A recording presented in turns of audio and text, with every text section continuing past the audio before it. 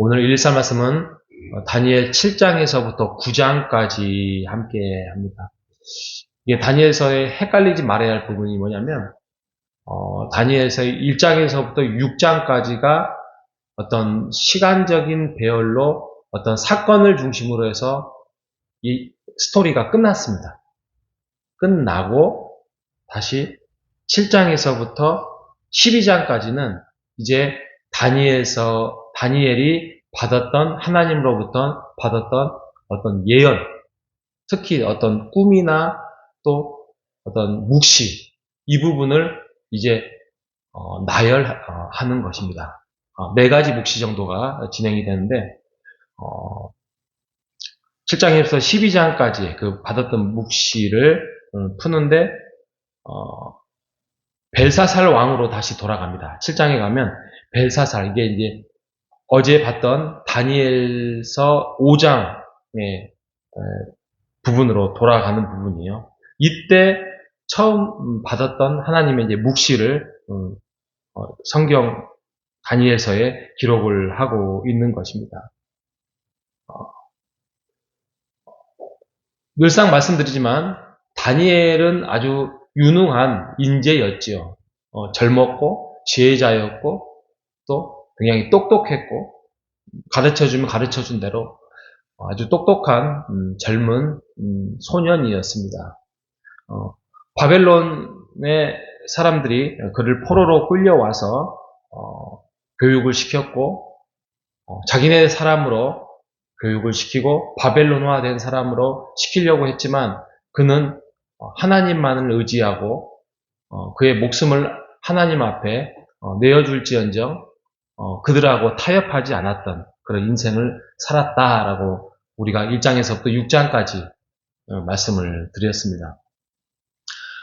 그런 사람, 준비된 사람, 또 하나님 앞에 헌신한 사람, 또 하나님 앞에 자신을 내어준 사람, 하나님이 그런 사람을 통해서 일을 하기 시작을 했던 것입니다. 다니엘을 통해서 꿈을 주시고 소망을 주시고 하나님의 나라를 이루어 가죠. 그래서 7장 15절에 보면 내짐승의 환상이 나와요. 여기서 이제 내짐승은 바벨론, 페르시아, 또 헬라, 로마, 이 내짐승을 네 왕을 통하여서 꿈을 펼쳐서 그 역사가 이루어가고 있다라고 말씀을 하고 있습니다. 8장에 가면 또 숫양과 숫염소 환상이 나옵니다. 큰 뿔 달린 숫염소 한 마리가 숫양을 받아서 죽이는 장면이 나오는데 이것도 나중에 이제 해석하기를 헬라의 그 알렉산더 대왕이 있어요.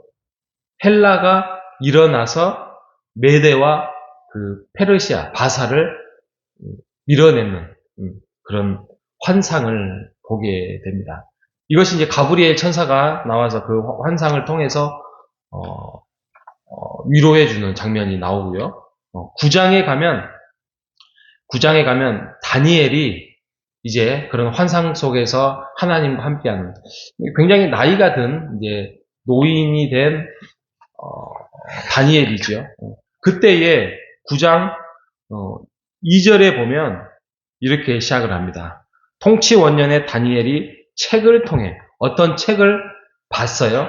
발견을 했든지 그 책을 봤는데 여호와께서 말씀으로 선지자 예레미야에게 알려주신 그 연수를 깨달았다.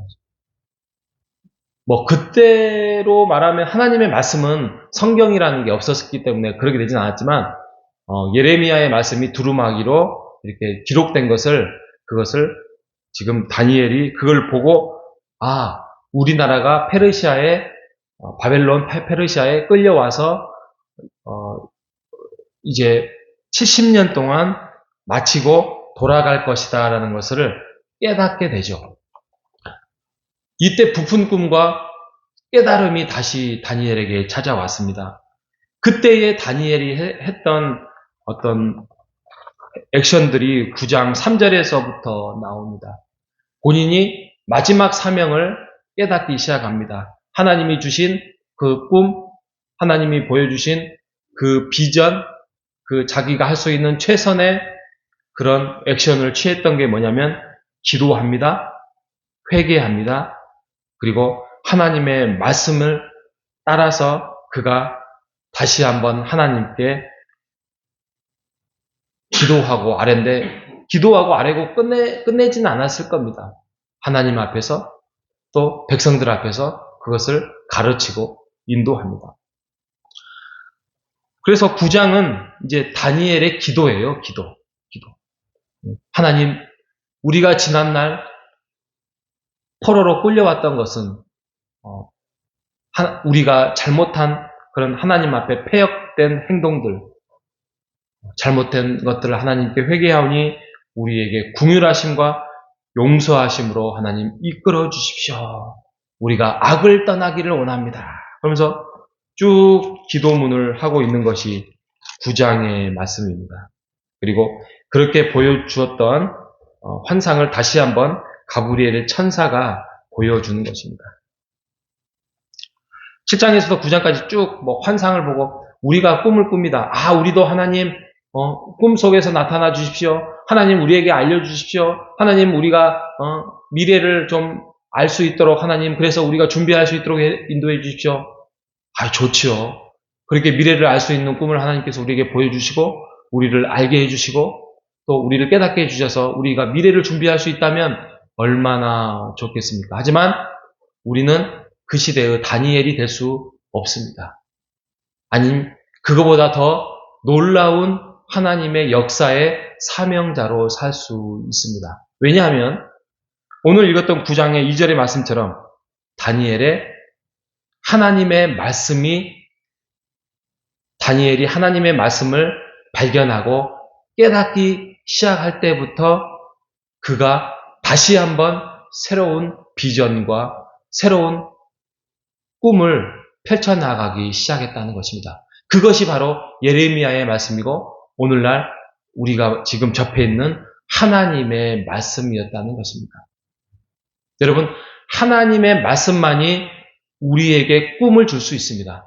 하나님의 말씀만이 우리가 남은 인생을 하나님이 원하시는 그 계획대로 살 수 있는 것입니다. 예레미야서 말씀 하나가 다니엘을 바꾸어 나갔던 것처럼 그런데 우리에게는 예레미야서의 한 말씀이 아니라 66권이라는 하나님의 말씀이 있지 않습니까? 이 말씀만이 우리의 보배이며 이 말씀만이 우리를 살릴 수 있고 우리의 장래를 책임져 줄 수 있는 것입니다. 우리가 구원을 받았습니다. 예수 그리스도 안에서 이제는 소망을 가지고 살아갈 수 있습니다. 그런데 우리는 구원을 하나님께서 주신 것은 바로 남은 인생을 통해서 하나님이 이 땅에서 이런 다니엘처럼 하나님의 나라, 하나님의 소망을 펼쳐나가고 이루어 나가라고 우리에게 말씀을 주신 것입니다. 그 말씀 앞에서 우리도 발견할 수 있을 것이고 깨달을 수 있을 것입니다. 이 말씀이 우리의 자녀를 복되게 할 것이고 우리의 자녀의 인생을 앞으로 평안하고 평탄하게 이끌어 가실 것입니다. 하나님의 말씀만이 다른 방법이 없습니다. 다른 꿈을 하나님께 구하지 마시기 바랍니다. 물론 꿈으로도 일하실 수도 있습니다. 하나님이 다른 기적으로도 일하실 수도 있습니다. 그것을 제한하지는 않겠습니다. 하지만 그보다도 더 강력하고 그보다도 위대하고 그보다도 원대한 하나님의 비전을 줄 수 있는 것은 하나님의 말씀 외에는 다른 것을 탐하지 마시기를 바랍니다. 말씀만이 강력하고 하나님의 말씀만이 위대하다는 사실, 이 성경 66권을 우리에게 하나님의 말씀으로 하나님의 능력으로 주셨습니다. 그 말씀을 사모하며 오늘도 하나님과 함께 동행하는 삶을 살아가는 우리 모두가 되시기를 주님의 이름으로 축복합니다. 하나님 감사합니다. 다니엘의 예레미야의 말씀을 통하여서 다시 한번 그가 가졌던 깨달음을 펼쳐나가기 시작합니다. 그래서 하나님께 기도하고 자복하고 규례를 따르며 긍휼하심과 용서하심, 또 자신의 이스라엘 백성들의 패역한 부분에 대해서 회개하고 앞으로 남은 몇십 년 동안에 하나님이 다시 이스라엘 백성들을 돌아오게 할 것이다라는 그러한 원대한 꿈을 이스라엘 백성들에게 가르치고 다가섭니다. 하나님, 우리에게도 다니엘의 지혜, 다니엘이 가졌던 그 부푼 꿈, 하나님이 보여주신 그 꿈의 계획들, 하나님 우리에게도 보여주시옵소서. 보여주실 때에 우리가 깨닫게 하여 주시옵소서.